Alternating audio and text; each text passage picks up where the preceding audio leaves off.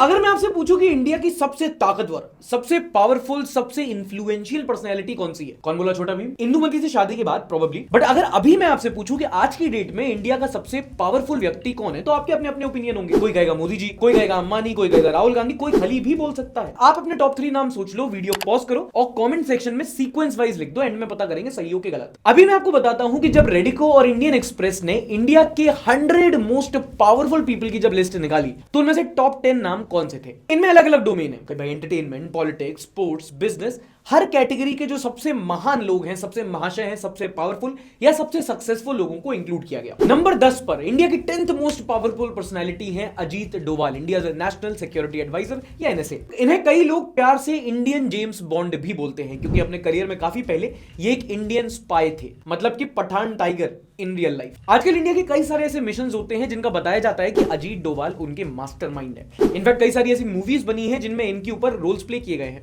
ये एक decorated officer हैं, रिटायर्ड आईपीएस ऑफिसर हैं, जो पहले 2004 से लेकर 2005 तक इंटेलिजेंस ब्यूरो के डायरेक्टर भी रह चुके हैं। अच्छा, यहाँ पर इंटरेस्टिंग सवाल यह है कि अजीत डोभाल स्पेसिफिकली आज के टाइम में इतने इंपॉर्टेंट क्यों है? पहले तो ऑब्वियसली क्योंकि हमारे नेशनल सिक्योरिटी एडवाइजर हैं, तो इनके पास इंडिया की सबसे कुछ सेंसिटिव डिटेल्स हैं, उसकी खबर है। जो मैं आराम से वीडियो रिकॉर्ड कर पा रहा हूं और आप आराम से अपने मोबाइल फोन पर देख पा रहे हैं, वो कहीं ना कहीं अजीत डोभाल की सिक्योरिटी एक्सपर्टीज की वजह से है। इनफैक्ट यहां तक कहा जाता है कि Ajit Doval is the go to person for prime minister Narendra Modi when it comes to security issues of Afghanistan, Kashmir and Pakistan. ये माना जाता है कि इंडिया की डिफेंसिव सिक्योरिटी पॉलिसी को डिफेंसिव ऑफेंसिव अजीत डोभाल की लीडरशिप में ही किया गया। और अगर आपने उरी मूवी देखी हो तो आपको पता होगा कि जो 2016 में सर्जिकल स्ट्राइक हुआ था, वो इन्हीं का ब्रेन चाइल्ड माना जाता है। तो ये इंडिया के मोस्ट पावरफुल इंसान तो है ही, और भाई अगर डैपर सूट में एविएटर चश्मे पहन लिए तो मोस्ट हैंडसम की लिस्ट में भी आ जाते हैं। Multipurpose UC. 9वें नंबर पे है वो व्यक्ति जिनको अगर कोई फंक्शन करना होता है तो वो अपने घर के ड्राइंग रूम को मेट गाला बना देते हैं। रिलायंस के चीफ मिस्टर मुकेश अंबानी। मुकेश अंबानी जो ना सिर्फ इंडिया के बल्कि एशिया के सबसे अमीर आदमी है, has a net worth of $80.1 billion, 80 Arab dollar, जो रुपए में होता है 5 ट्रिलियन, 9 बिलियन, 6 मिलियन। अरे मेरी और आपकी औकात से बाहर। तेरा घर जाएगा उसमें। ऑब्वियसली रिलायंस के मालिक हैं, जो देश की सबसे बड़ी प्राइवेट कंपनी भी है। ये यहाँ इसलिए है क्योंकि इनके पास है पैसा, और जहां पैसा है वहां पावर है। ये रिपोर्ट में नहीं लिखा है, कुदरत का नियम है। अब अंबानी जी आज की डेट में ज्यादा रिलेवेंट इसलिए भी है क्योंकि इंडिया में अगर 5G का रेवोल्यूशन लाना है तो उसमें जियो बहुत बड़ा रोल प्ले करेगा, जो इनकी कंपनी की सब्सिडरी है। भैया अगेन मैं बना पा रहा हूं, आप देख पा रहे हो, जियो की वजह से। आज हर गली में एक इंस्टा इन्फ्लुएंसर इसलिए क्योंकि अंबानी जी ने डेटा सस्ता कर दिया, ठीक है। And by the way, influencer से याद आया, he got some craziest dance moves.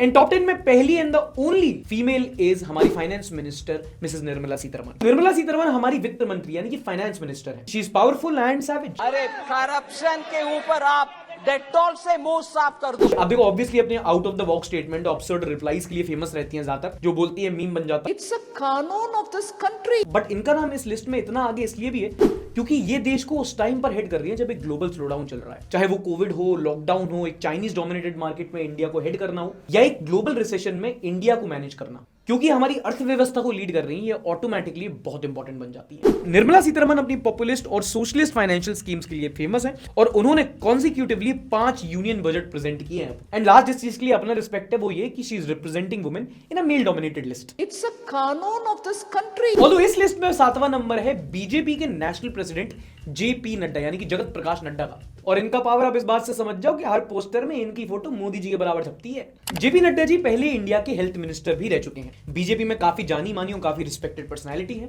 ये 2019 में बीजेपी के वर्किंग प्रेसिडेंट बने थे और उसके बाद बने full time national president of BJP. चलो किसी को तो नौकरी मिली। और हाल ही में इनके टेन्योर को अनअपोज्ड एक्सटेंशन भी मिल गया कि अच्छा काम कर रहे हैं सर, लगे रहिए, प्रमोशन। अब देखो, नॉर्मली तो इनको एक ऐसा लीडर माना जाता है जो ज्यादातर लो प्रोफाइल रहते हैं, बिहाइंड द कर्टेन्स काम करते हैं, लेकिन आपको इनका जलवा मानना पड़ेगा कि जब से इन्होंने बीजेपी की कमान संभाली है and Narendra Modi has been the prime minister and Amit Shah the home minister, BJP का जो इलेक्शन का रेट है वो भी गिरा नहीं है। Their win percentage have been above 50 which is very impressive as a national leader. जलवा है हमारा। तुम्हारे लिए तो सबका ही जलवा है। ऐसे समझो कि what makes him so powerful is his authority, या कहीं तो रिस्पांसिबिलिटी, क्योंकि बीजेपी इस टाइम पे दुनिया की सबसे बड़ी डेमोक्रेसी की सबसे बड़ी पार्टी है। अगर कॉर्पोरेट टर्म्स में गए तो बीजेपी अमेजॉन या माइक्रोसॉफ्ट से बड़ी कंपनी होगी, उसको ये हेड कर रहे हैं। अब इस साल आने वाले हैं राजस्थान, छत्तीसगढ़, मध्य प्रदेश, तेलंगाना में स्टेट इलेक्शन, और अगले साल होंगे नेशनल इलेक्शन जहां जेपी नड्डा की अगुवाई में बीजेपी चुनाव लड़ेगी। अब ये कहां जीतेंगे, कहां हार जाएंगे, ये आप बताओ कमेंट सेक्शन। अगला नंबर है आरएसएस चीफ मोहन भागवत का, राष्ट्रीय स्वयंसेवक संघ आरएसएस। ये आज के टाइम पे कितनी इंपॉर्टेंट है या क्यों इंपॉर्टेंट है इंपॉर्टेंट है ये आपको पता ही होगा, और अगर नहीं पता है तो पता होना जरूरी है। बेसिकली राष्ट्रीय स्वयंसेवक संघ बीजेपी की पेरेंट ऑर्गेनाइजेशन है। 1925 में आरएसएस बनी और 1951 में उसके पॉलिटिकल विंग को भारतीय जनसंघ बोला गया, जो आगे जाके बनी भारतीय जनता पार्टी यानी कि बीजेपी।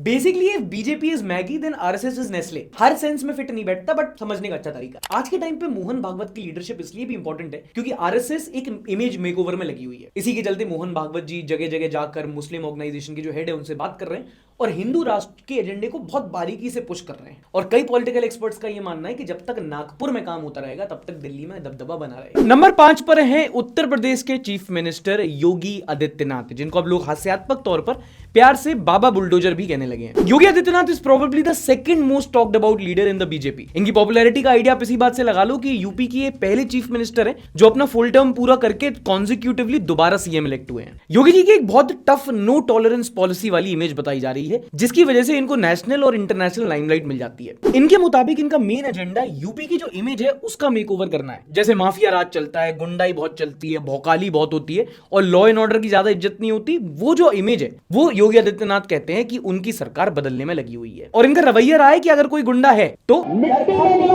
आमतौर पर माना जाता है कि राशन और शासन दो ऐसे फैक्टर हैं जिनकी बेसिस पर इनकी सरकार चलती है। और हालांकि जो इनका ब्रांड ऑफ पॉलिटिक्स रहा है वो बुलडोजर वाला कि जगह जगह क्रिमिनल्स की घर तोड़ दिए जाते हैं बुलडोजर से, वो काफी ज्यादा क्रिटिसिज्म में रहा है। बट नॉनदलेस ये इंडिया की पॉलिटिक्स का जो सबसे क्रिटिकल स्टेट है उसकी कमान संभाले हुए हैं, तो ऑब्वियसली इनका इंपैक्ट भी रहेगा। और कुछ लोग तो ये भी कह रहे हैं कि भाई मोदी जी के बाद यही फ्यूचर है, तो ये जो ओपिनियन मार्केट है ये भी बहुत गेम खेलता है। इस लिस्ट में देश के चौथे सबसे पावरफुल इंसान बताए गए हैं हमारे देश के चीफ जस्टिस DY चंद्रचूड़। देखो बताने वाली बात नहीं है कि लोकतंत्र तभी तक स्ट्रांग है जब तक वहां की जुडिशरी स्ट्रांग हो, और जुडिशरी तभी स्ट्रांग होगी जब वहां का जो चीफ जस्टिस होगा वो डायनामिक होगा, वो अपना स्टैंड लेना जानता हो। और DY चंद्रचूड़ वो सारे चेकलिस्ट टिक करते हैं। ये कुछ इंसानों में से हैं जो झुकेगा नहीं साला वाली लाइफ जी रहे हैं। जुडिशरी की इंडिपेंडेंस बचाने के लिए आज की डेट में सरकार से कोलोजियम वाले मुद्दे पे WWE खेल रहे हैं। और आज की डेट में जब ऑपोजिशन को LBW आउट दे दिया है तो बहुत इंपॉर्टेंट है कि नॉन स्ट्राइकर एंड पे एक स्ट्रांग जुडिशरी हो, वरना डेमोक्रेसी की इनिंग्स ज्यादा लंबी नहीं चलेगी। इसीलिए आज के टाइम पे DY Chandrachud is a very very powerful person. And would you believe he is 60 older than Amit Shah, which makes me wonder कि क्या ज्यादा पावरफुल है,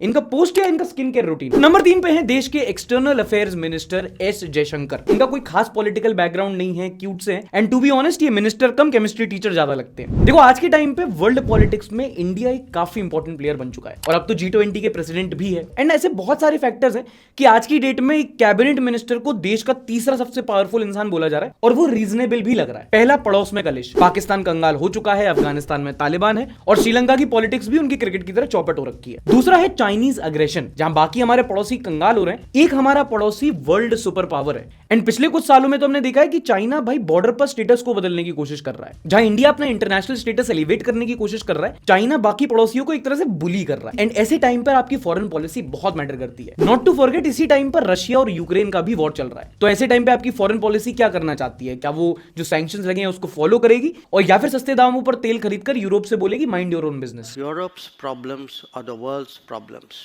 but the world's problems are not Europe's problems.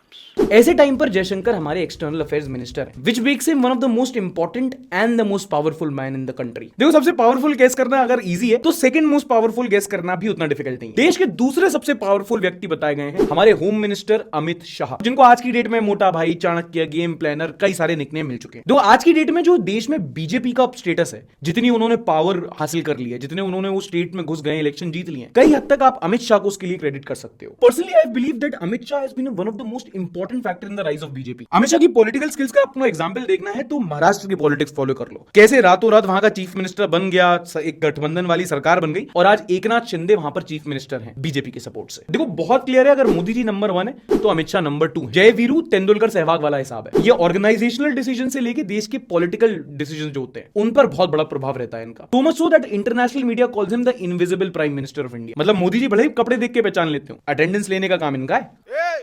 सफेद कपड़ा। एंड ऑब्वियसली नंबर 1 पर है हमारे प्रधानमंत्री नरेंद्र मोदी। इनको कौन नहीं जानता? आपको सुनने में थोड़ा सा ऑड लगे but now it's almost been a decade, 10 साल, एक दशक हो चुके हैं जब नरेंद्र मोदी हमारे प्रधानमंत्री हैं और जिस हिसाब से सिचुएशन चल रही है अगले साल वाले चुनाव में भी यही जीतेंगे। जोक्स अपार्ट, आप समझ सकते हो कि मोदी जी कितने सिग्निफिकेंट है कि बीजेपी हर इलेक्शन इनके नाम पर लड़ती है। इनका PR इतना स्ट्रॉन्ग है कि ये हर जगह छाए हुए हैं, राशन के पैकेट पे, पेट्रोल पंप पे, होर्डिंग पे। आज की डेट में आप अपनी शक्ल दिखे बिना दिन गुजार सकते हो, मोदी जी की शक्ल दिन में में 4 बार देखे बिना रह नहीं पाओगे। मतलब इससे ज्यादा इनकी ताकत का अंदाजा क्या लगाओगे कि इनके नाम पर सरकार चलती है, मोदी सरकार। His brand and his liking among the voters is immense. इनके काम पर चलता है सारा हिसाब। एंड नॉट जस्ट पावरफुल, हाल ही में एक रिपोर्ट ने इनको दुनिया का सबसे फेमस लीडर भी बताया था। नेहरू जी के बाद पहली बार ऐसा हुआ है कि एक इंसान के पीछे इतनी बहुमत खड़ी हो। And his power reflects in the kind of decision he make. Demonetisation 370, ये दो ऐसे एग्जांपल हैं जो पहले के प्राइम मिनिस्टर सोच भी नहीं सकते थे, उनकी सरकार गिर जाती। लेकिन फिर यही वो एब्सोल्यूट पावर है जिसके हवाले कई लोग डिक्टेटरशिप वाला आर्गुमेंट भी देते हैं। अब देखना ये होगा कि अगले साल यानी कि 2024 के इलेक्शन के पहले ये अपना पॉलिटिक्स कैसे खेलते हैं। ये थे इंडियन एक्सप्रेस की रिपोर्ट के हिसाब से देश के 10 सबसे पावरफुल लोग। वीडियो पसंद आई हो तो लाइक जरूर करो, अपने किसी दोस्त के साथ शेयर करो। मिलेंगे अगली वीडियो में, तब तक के लिए थैंक यू सो मच।